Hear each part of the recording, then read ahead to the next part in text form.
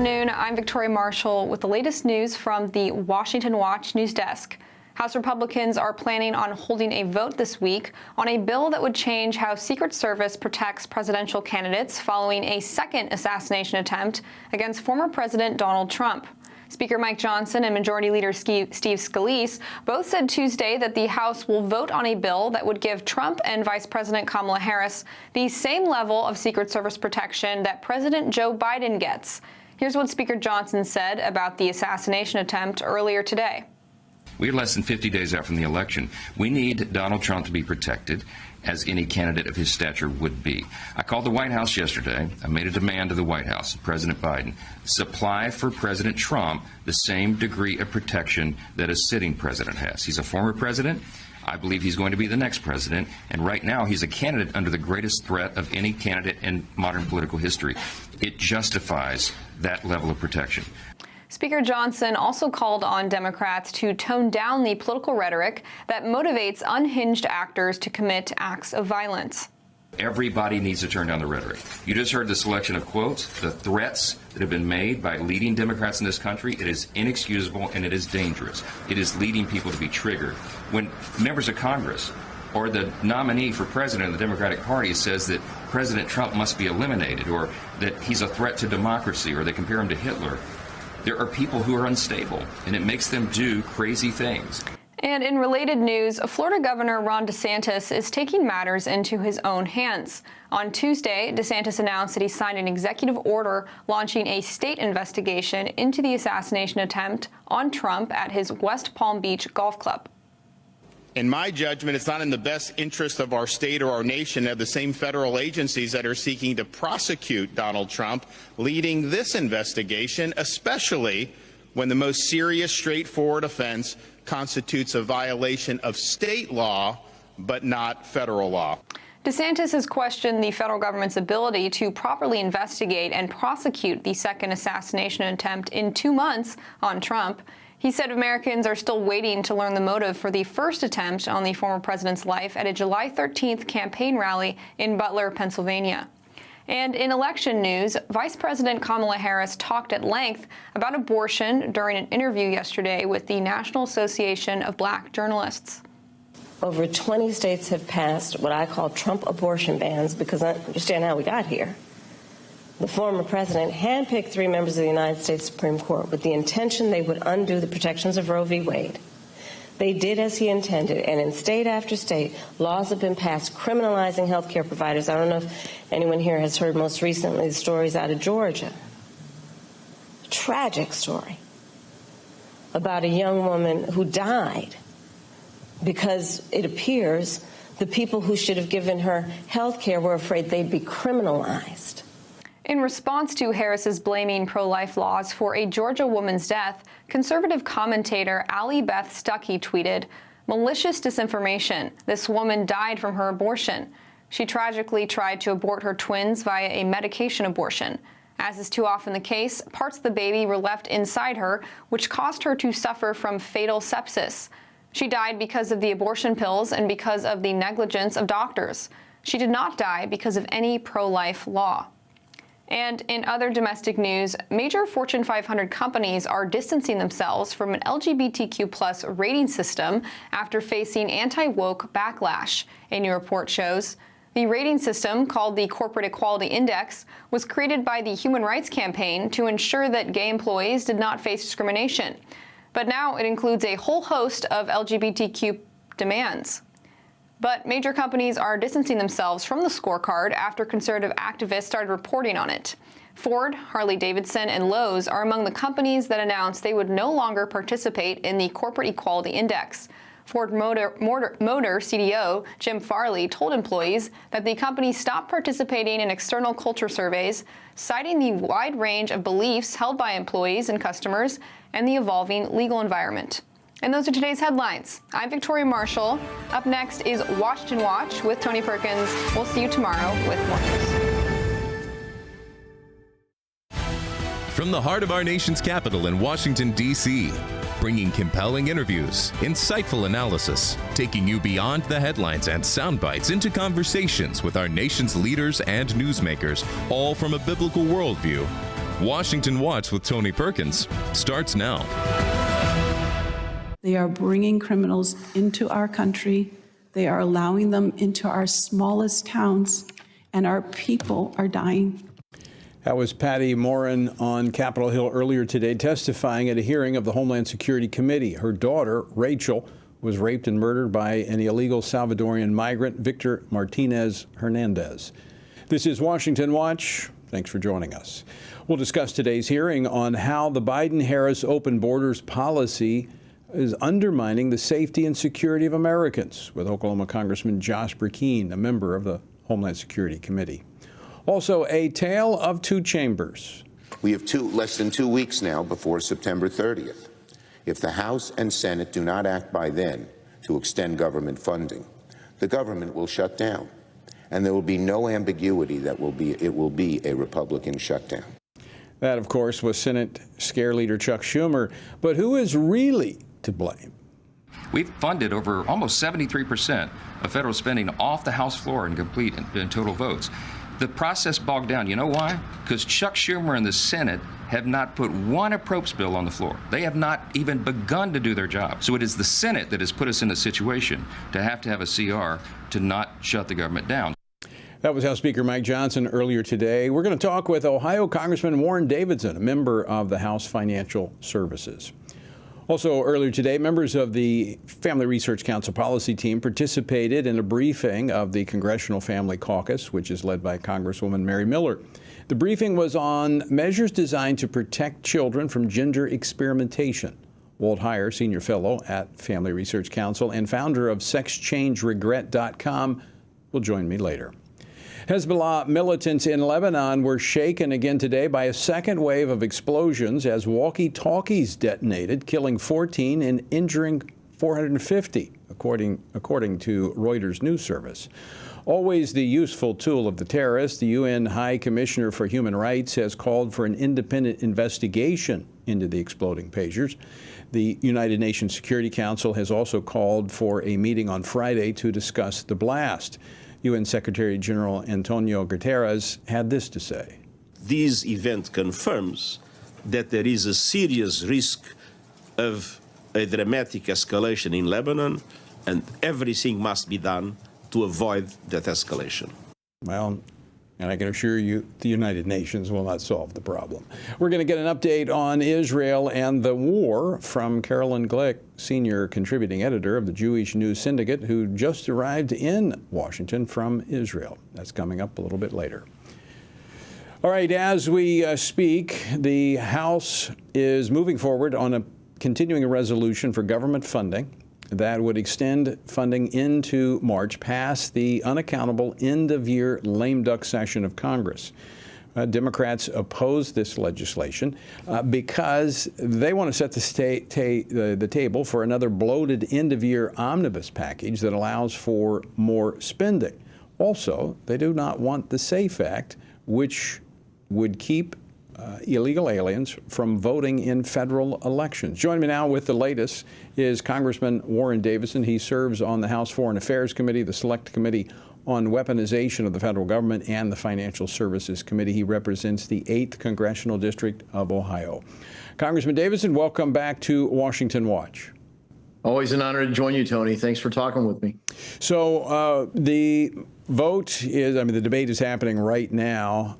Speaking to members of the leadership team earlier today, it looks like it's going to be a few votes short.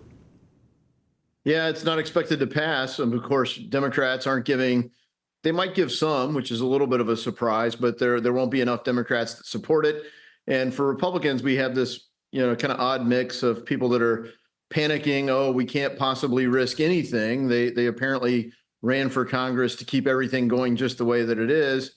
And then on the other end, we've got some Republicans that unless it's perfect, they don't want to vote for it either. And no CR could ever be considered perfect, so they won't vote for anything, even if we're going to get a policy win. So that leaves us votes short. So it's a tough spot to get in because as I've been back home over, August, we spent our time back in the districts all over the country.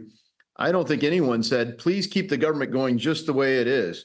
I think everyone said change something. And one of the big ones they're concerned about is election integrity. Right. And this would be the measure. And of course, the House has already passed it. The Senate, like all good bills, just sits on them. They do nothing with them.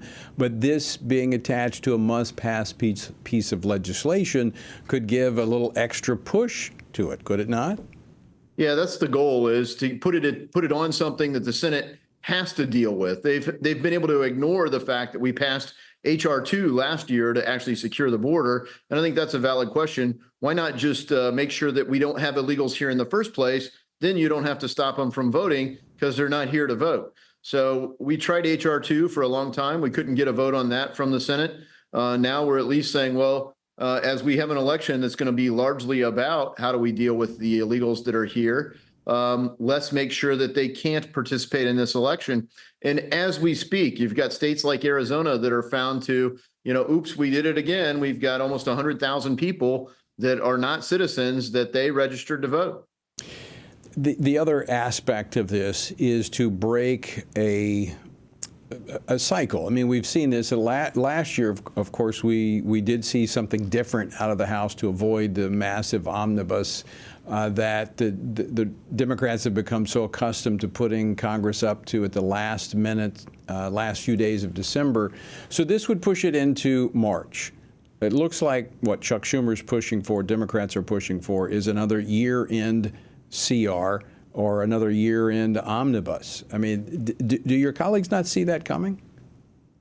Yeah, I think no one's putting the breaking news headline out there that Congress misses another funding deadline. Frankly, there's no excuse for Congress to miss the deadline. We know it's September 30th every year. October 1st starts the new fiscal year.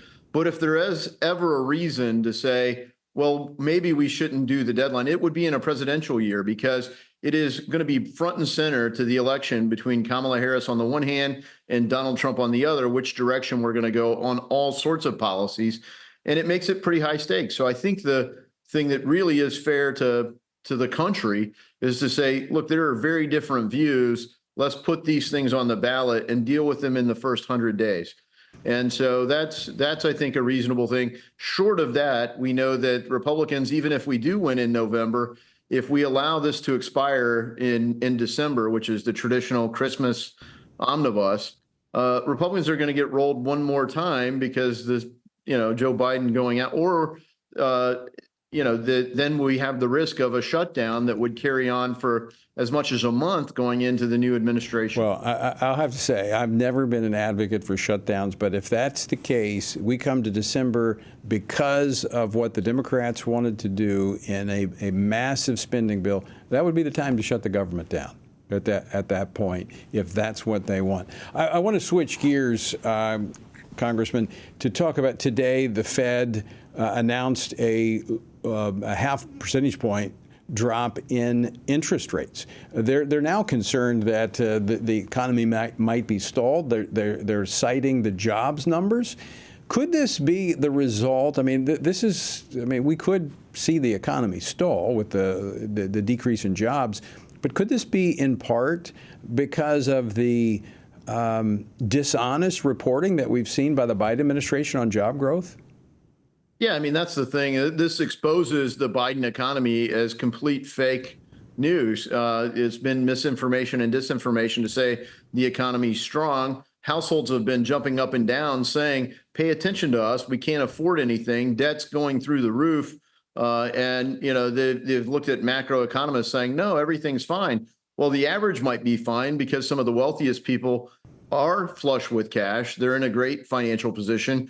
Because when you have lots of assets and inflation takes hold, well, the wealthy have their assets inflated. But when you have people that are living paycheck to paycheck, that are on, second and third shift jobs waiting to clock in as the Wall Street's shutting down for the day, their household income hasn't gone up. They can't even afford to buy many of the things.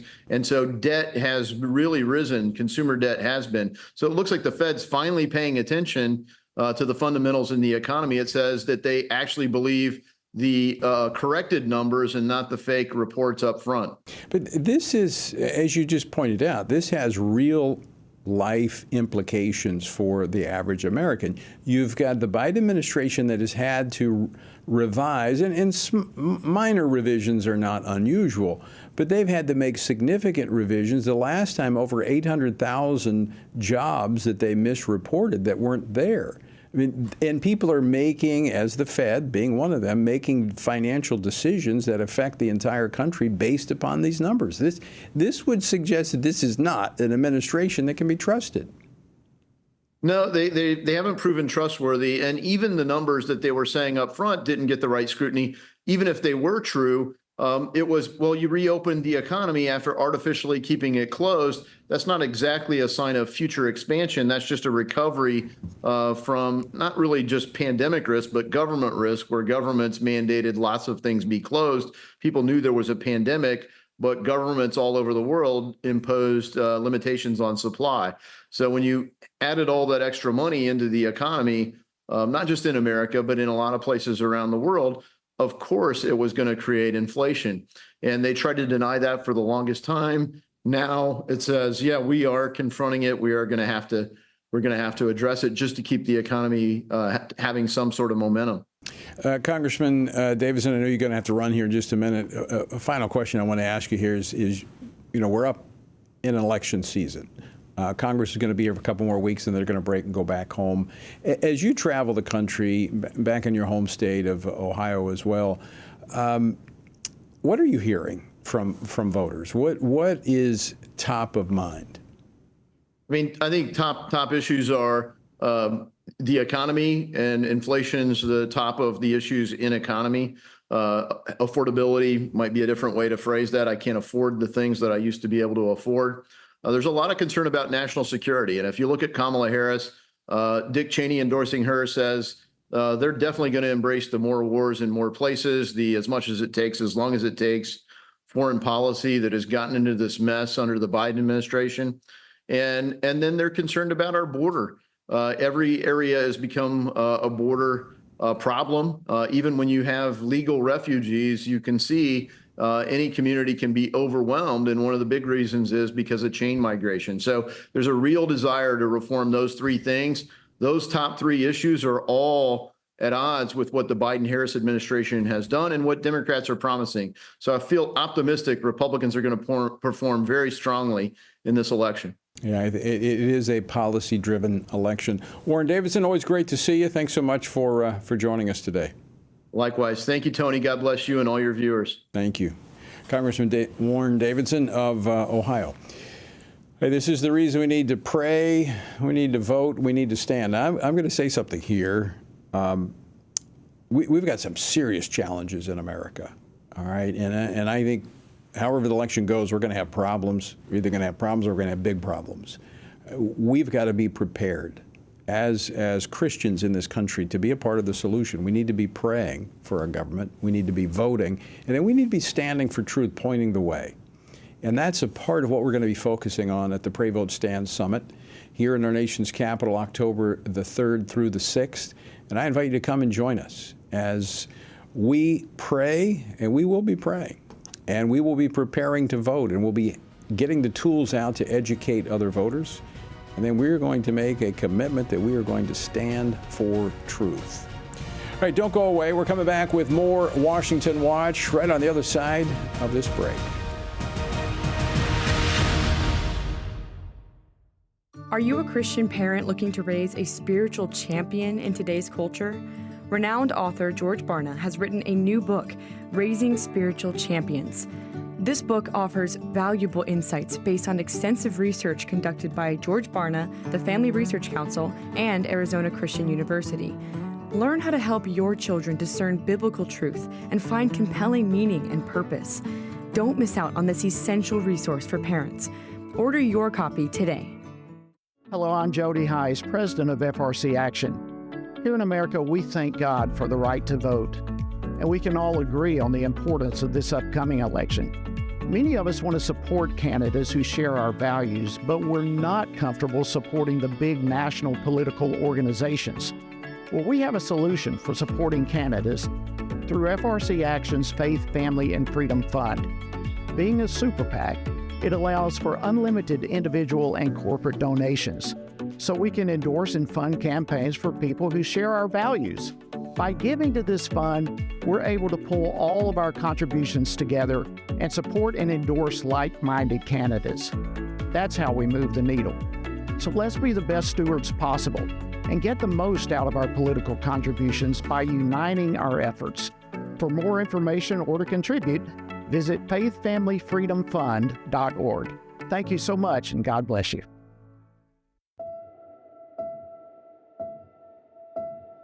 All of us are born with the desire to find truth and meaning.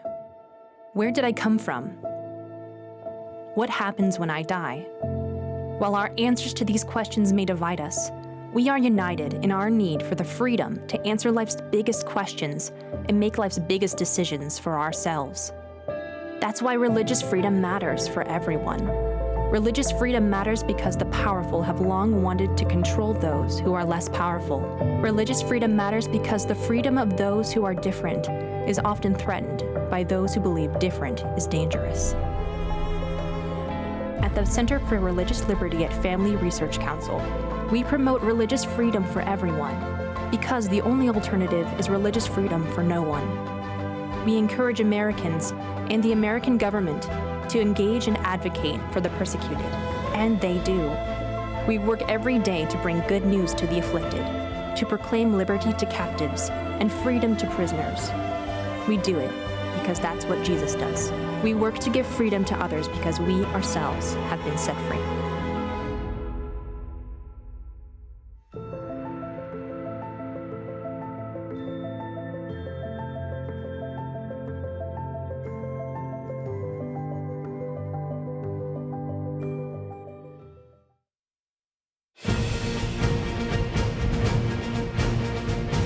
Welcome back to Washington Watch. I'm your host, Tony Perkins. The website, tonyperkins.com, lots of resources there for you. All right, the tragic consequences of the Biden-Harris administration's border policies were front and center today when the mother of a woman murdered by an illegal immigrant testified before the House Homeland Security Committee. Last August, Rachel Morin, a mother of 5 herself, was found murdered in Maryland. Now, prosecutors allege her suspected killer, who was captured in Oklahoma, entered the country illegally. Joining me now to discuss today's hearing and more is Congressman Josh Perkins. He serves on the House Homeland Security Committee and the House Budget Committee. He represents the 2nd Congressional District of Oklahoma. Josh, welcome back to Washington Watch. Thank you, Tony. How close are you to having votes called on the CR?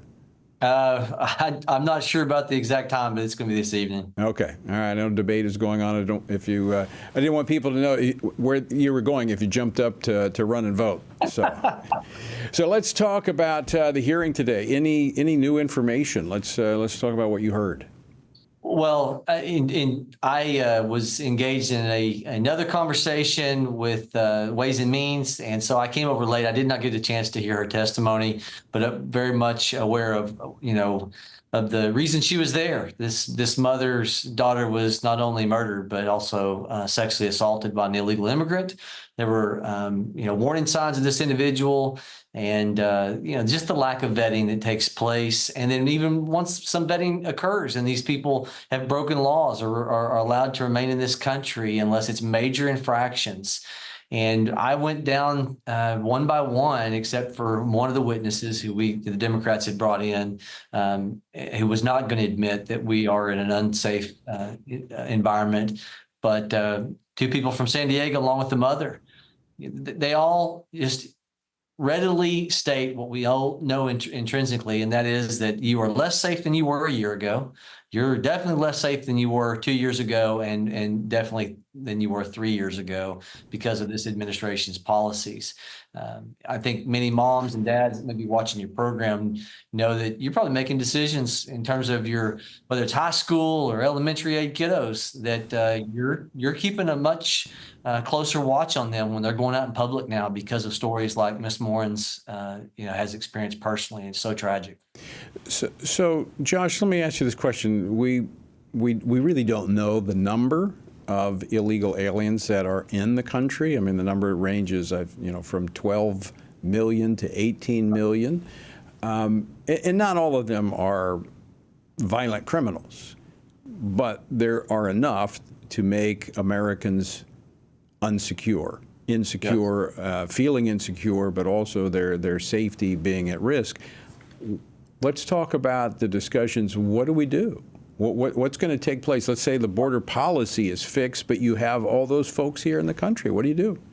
Tony, we're preparing within our office. I've told my team member they'd actually worked with Heritage on some concepts, and we are trying to lean in on deportation and the characteristics of, number one, how do you pay for that? We've got a country that can't afford the government we've got, and we can't afford to allow these people that have broken our laws to remain here, because it's such a disincentive for this to continue. We all that hold Reagan in such high regard would look back at '86 and say, but that was a mistake because it didn't solve the problem. And so these people have to be removed from this country. It's my belief. That has to send a signal to people that you cannot come into this country, break the law, and expect that you would be first in line. And so deportation is top and center for many of us. And Trump, of course, is talking about it. And we've got to figure out the logistics of that. I know you're working on the plan, but let me ask you a couple of 30,000-foot questions regarding that, because some of these individuals have been here for a long time. But the law is the law.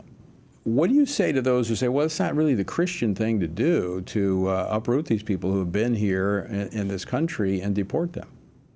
Well, look, they're trying to mix biblical references about taking care of the foreigner and sojourner. That's an individual mandate. But there's also a mandate that you obey the laws of the land.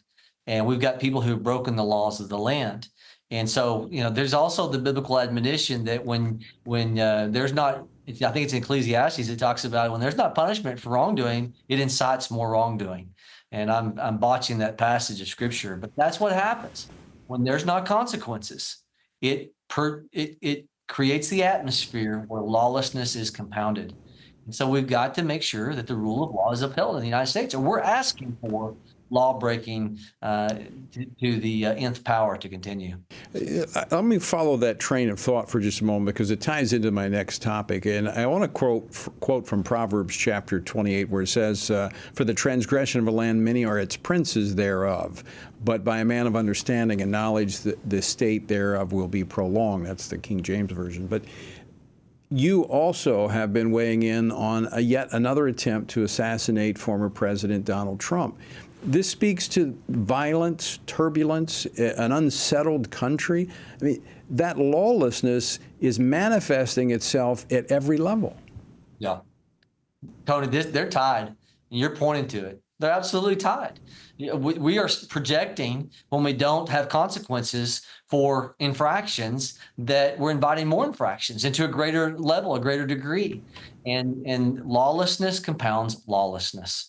And so this administration, time and time again, deviating from biblical truths, and where does it end? And you just see so many different characteristics that you could encapsulate in the word of lawlessness. And it's because they don't believe that the plumb line was established generations ago. They think that it's just, mobile, that it's relative to however you feel in the moment of what's right and wrong. The way out is clear, but not easy. Look, we've got a true north. It's constitutional in regards to illegal immigration, that we are to protect this nation, Article 4, Section 4, against an invasion. And when you don't feel safe and you have millions that are coming into this country, you can wordsmith it all day long, that is an invasion. And that is, there's an old African proverb that says, if there's no enemy on the inside, the enemy on the outside can do you no harm. Chinese government officials, military positions of influence have been writing for decades about the way that they would take over America. It would be a plan to take it from within. Yeah, and they're working that plan. Josh Perkins, always great to see you. Thank you for standing firm on Capitol Hill for truth. Thanks for your work, Tony, what you stand for. All right, always great to see you. Josh Perkins of Oklahoma, 2nd Congressional District. All right. Don't go away. When we come back, some good news. The American Society of Plastic Surgeons renounced gender surgeries for minors. We're going to talk about the implications there. Don't go away. Everything we do begins as an idea. Before there can be acts of courage, there must be the belief that some things are worth sacrificing for. Before there can be marriage, there's the idea that man should not be alone. Before there was freedom, there was the idea that individuals are created equal. It's true that all ideas have consequences, but we're less aware that all consequences are the fruit of ideas. Before there was murder, there was hate. Before there was a Holocaust, there was the belief by some people that other people are undesirable. Our beliefs determine our behavior, and our beliefs about life's biggest questions determine our worldview. Where did I come from? Who decides what is right and wrong? What happens when I die? Our answers to these questions explain why people see the world so differently. Debates about abortion are really disagreements about where life gets its value. Debates over sexuality and gender and marriage are really disagreements about whether the rules are made by us or for us. What we think of as political debates are often much more than that. They're disagreements about the purpose of our lives and the source of truth. As Christians, our goal must be to think biblically about everything. Our goal is to help you see beyond red and blue, left and right, to see the battle of ideas at the root of it all. Our goal is to equip Christians with a biblical worldview and help them advance and defend the faith in their families, communities, and the public square. Cultural renewal doesn't begin with campaigns and elections. It begins with individuals turning from lies to truth. But that won't happen if people can't recognize a lie and don't believe truth exists. We want to help you see the spiritual war behind the political war, the truth claims behind the press release, and the forest from the trees.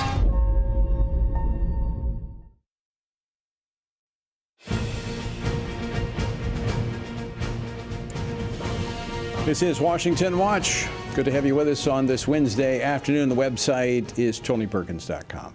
Earlier today, the Congressional Family Caucus, led by Congresswoman Mary Miller, held a member and staff briefing to discuss and to draw awareness to a couple of measures that are designed to protect children from gender experimentation. Now, this comes even as the most mainstream medical associations remain captive to transgender ideology. There remain doctors and other experts committed to protecting children from these harms, however, and one of the most recent ones was the plastic surgeons, American Society of Plastic Surgeons. They broke with the rest of the medical community, or a large portion of it, that has been under the spell of the transgender ideology. Joining me now to talk about this is Walt Heyer. He's a senior fellow at the Family Research Council and founder of SexChangeRegret.com. Walt, welcome back to Washington Watch. Thanks for joining us. Yeah, thanks, Tony. It's a pleasure to be on, especially to talk about Dr. Stephen Williams kind of coming out and saying, you know, they don't have enough evidence to be doing these harmful procedures to kids. This is quite significant because they represent about 90% of all plastic surgeons. So this is a big break from like that chokehold that the transgender ideology has had on the medical community.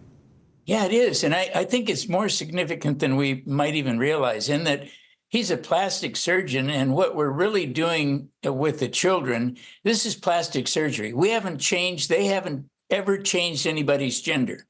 This is all plastic surgery. It's folklore, and kids need to know that their gender doesn't change when they do these procedures to them. And parents need to know as well.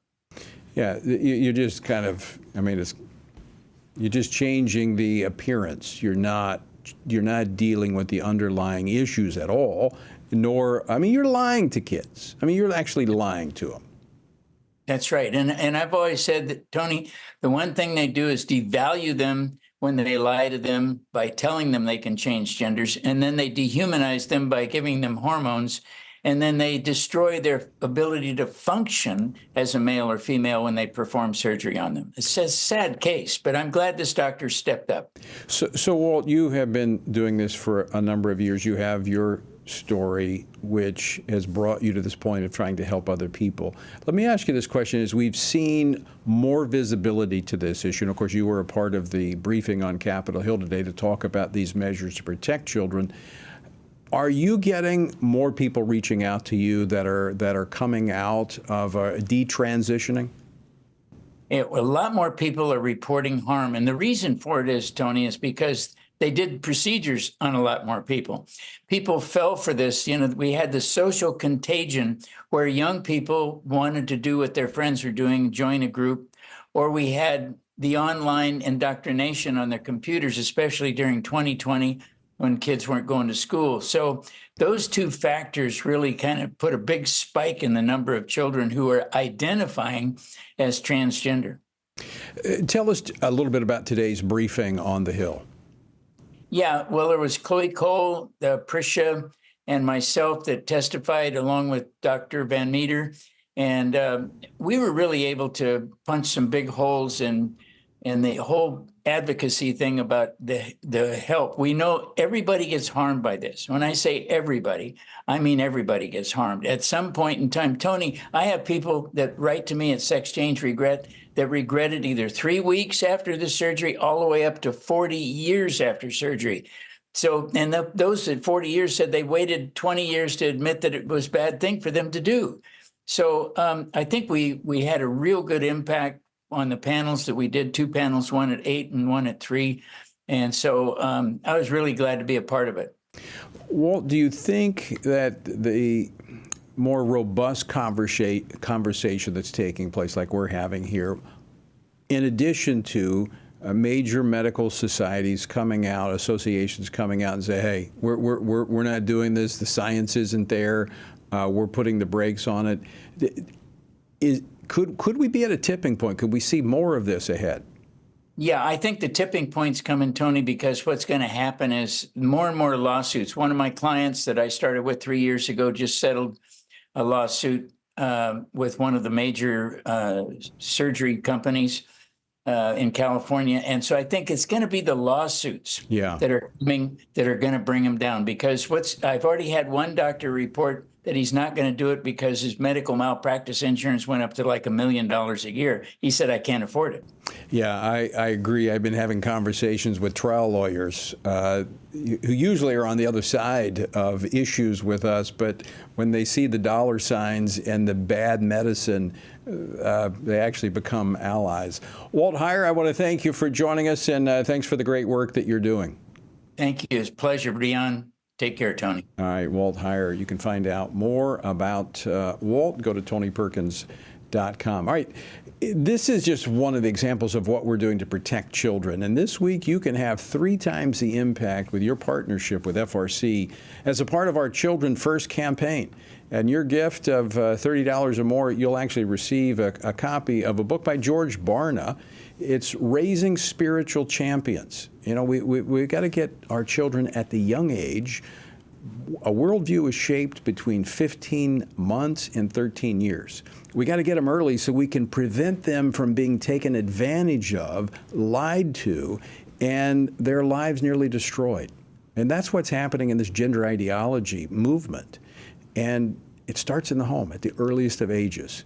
And we're hitting at every front. And you can help us. Text the word children to 67742. That's children to 67742. We're not going to back away from these issues. And because we leaned in on this issue about 5 years ago, 6 years ago, maybe a little bit longer, we're seeing tremendous progress being made. We're going to stand for truth no matter what. Don't go away. More Washington Watch straight ahead. Join us October 3rd through the 6th as we gather with spiritually active, governance-engaged conservatives from across America at the Pray, Vote, Stand Summit in Washington, D.C. We'll pray for our nation, engage in government and culture, and stand for biblical truth alongside Christian leaders, worldview experts, and government officials. We'll discuss important issues like the sanctity of life, religious freedom, protecting students, strengthening families, praying for our nation, and how you can impact America's future from a biblical worldview. Our nation stands at a critical juncture, and we must ensure that the issues impacting faith, family, and freedom are understood and advanced. Register now at PrayVoteStand.org. That's PrayVoteStand.org.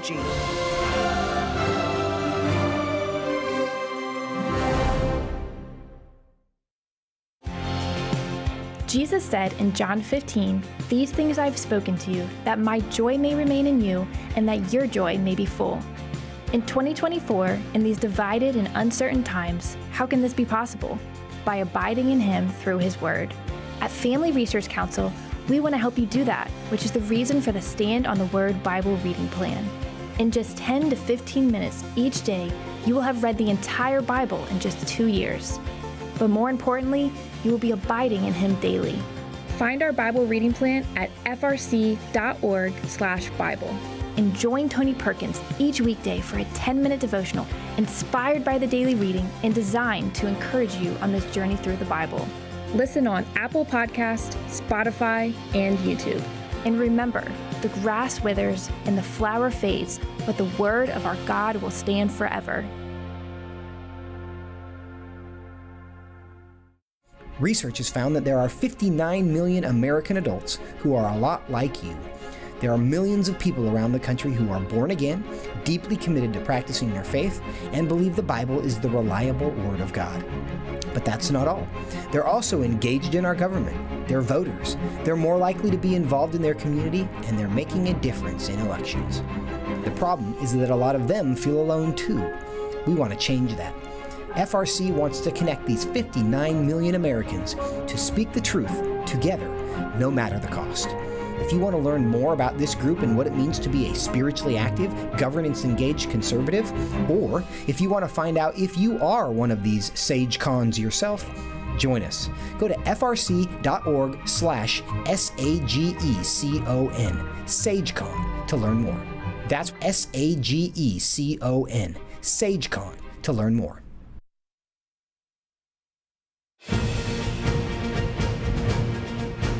Welcome back to Washington Watch. I'm your host, Tony Perkins. So good to have you with us on this Wednesday afternoon. The website, TonyPerkins.com. Another round of explosions rocked Lebanon today, just a day after an attack that targeted members of Hezbollah by exploding thousands of their paging devices. Now, since last October, the terrorist group Hezbollah has launched missile strikes into northern Israel, forcing many Israelis in the north to flee their homes and raising concerns that Israel's war in Gaza could expand into a wider regional conflict.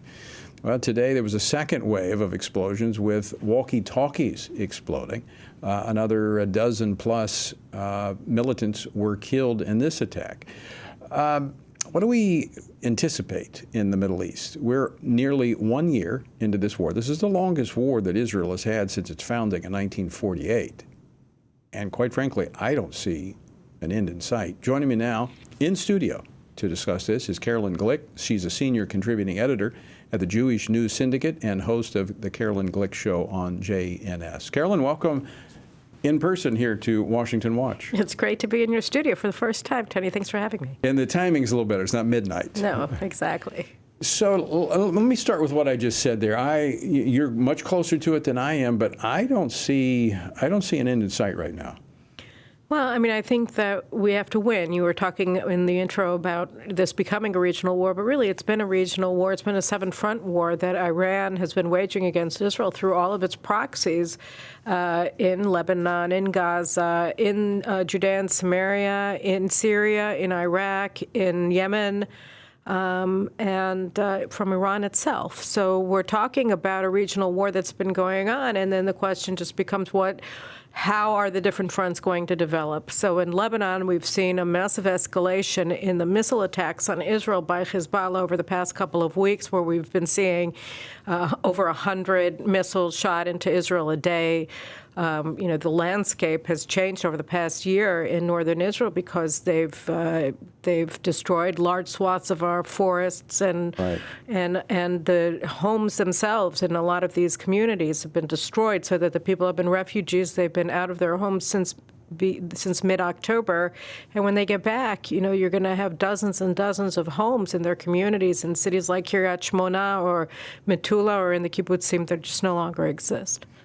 So the Israeli military has neither confirmed nor denied the involvement in these pager explosions and now radio explosions today. And also cars and computers. A lot of things blowing up.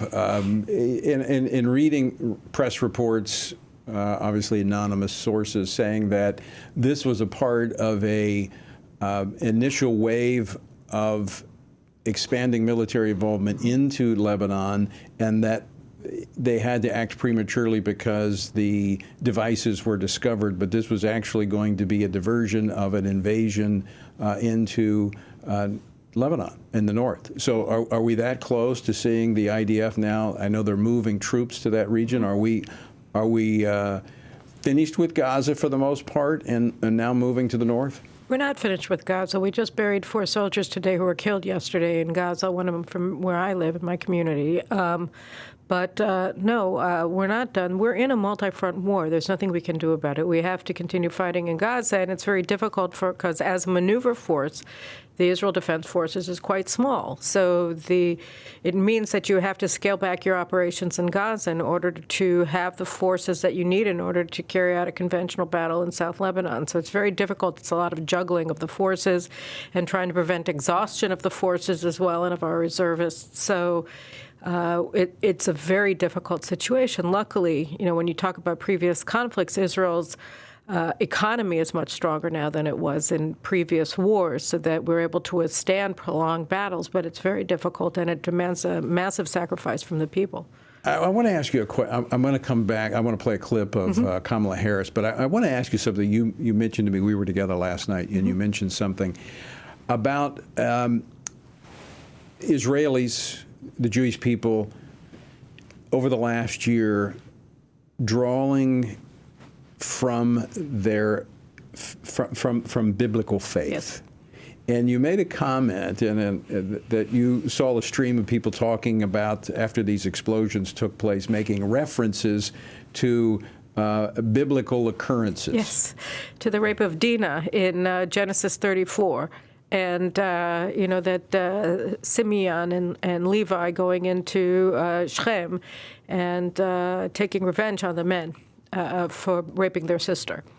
And it was very funny. You wouldn't have seen this in the past, but I started getting on all these WhatsApp groups and seeing on Twitter everybody writing Genesis 34 and calling this the campaign Dinah's Revenge or something. So your point being that something's happened in Israel in the last year. Yeah, look, I mean, I think sort of like alcoholics, they say that they have to reach rock bottom before they start a recovery process and getting back to health. And October 7th was rock bottom. I mean, what happened on October 7th, I think it was so heinous and so barbaric and sadistic that I think the immediate response, and that was interesting that it was really an immediate response, was an overwhelming return to faith.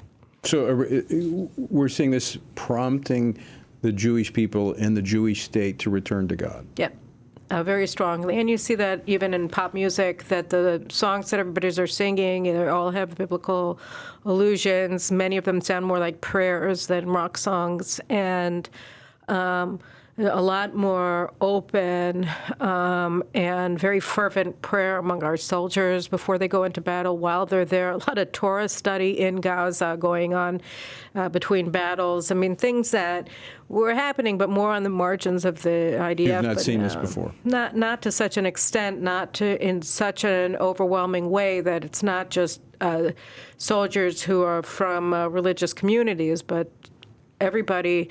You have rabbis who do outreach and stuff like that, and you have more and more supposedly secular Jews wanting to wear the men, it's called laying tefillin. They're these leather straps that they put around their arms and their foreheads, and it's usually just the province of Orthodox men. And here you have boys, some of them were grown, teenagers and soldiers and young men who never even had bar mitzvahs in some cases, and they were calling up these rabbis rabbis and saying, "Can you bring me tefillin?" And so, yeah, we're seeing an extraordinary religious awakening in Israel. Is that helping to unify the nation? Very much. I mean, I think, there was a lot of intolerance on the left in the 10 months that preceded the invasion, where they were trying to banish Judaism from the public squares, and there was a lot of really ugly scenes going on, particularly in places like Tel Aviv.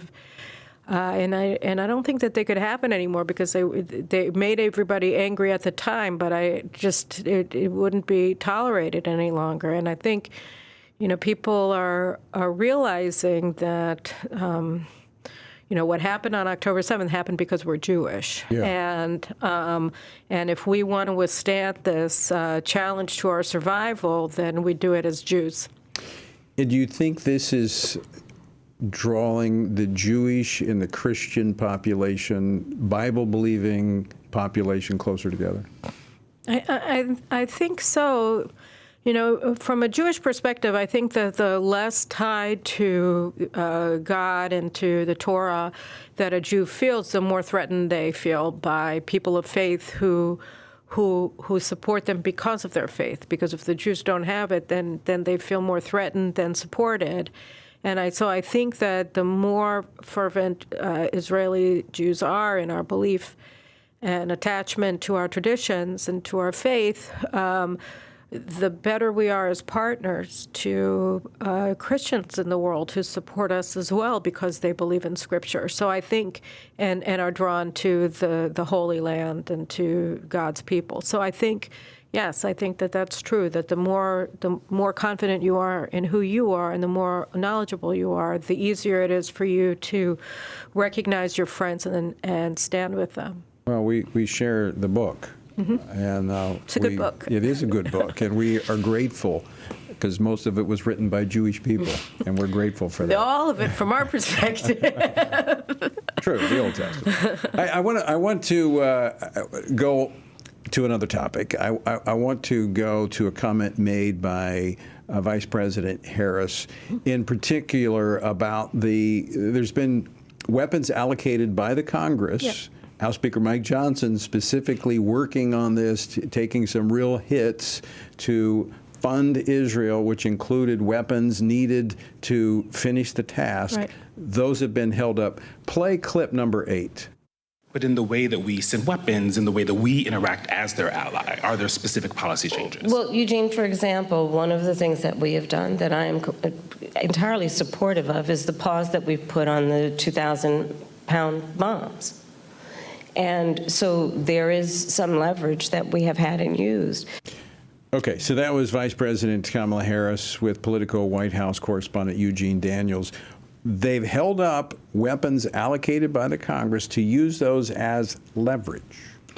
Right, because, Kamala Harris has made very clear that when she says she supports Israel's right to defend itself, what she means is that she supports our ability to intercept missiles en route to Israel. And if we miss from time to time, well, tough luck. But she does not support Israel defending itself by defeating its enemies. And so the weapon systems that have been held up by the administration are offensive weapon systems that you need in order to finish the job, in order to win.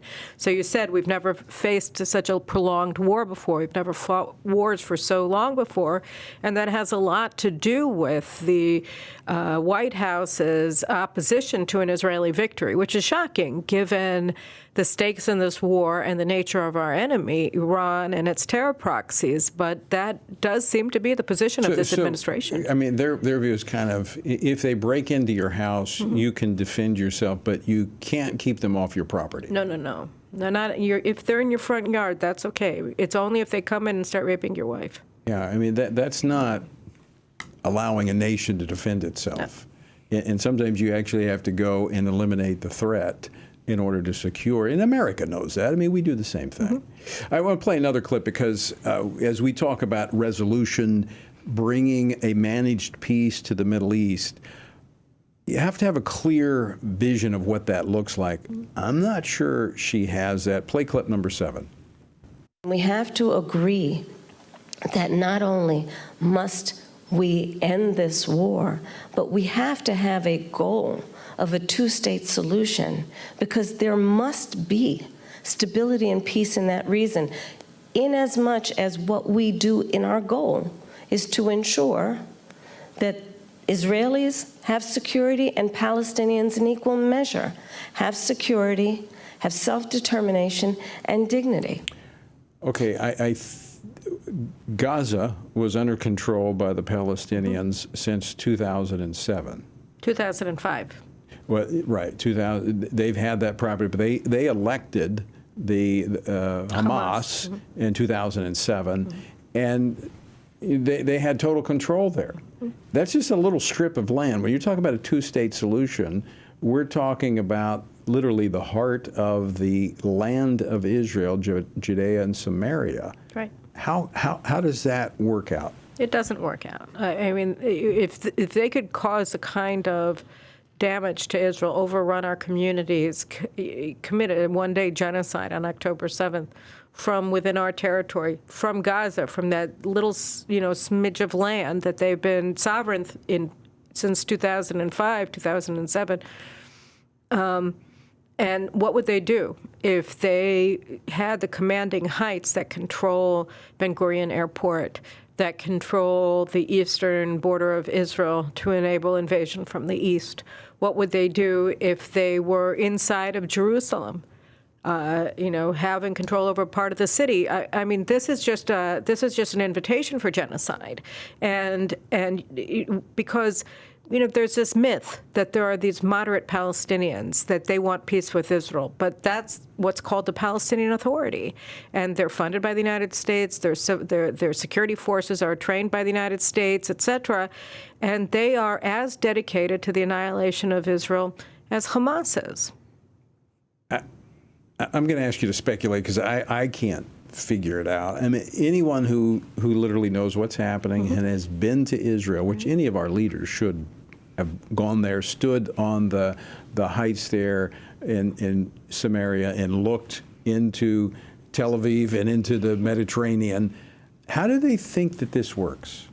First of all, I don't think there's a lot of thinking going on here. I think that what you have is a herd mentality where everybody who's everybody knows that you need to get to a two-state solution, and nobody ever is allowed to question that. Because it sounds good, right? It sounds like you're fair to everybody. Right.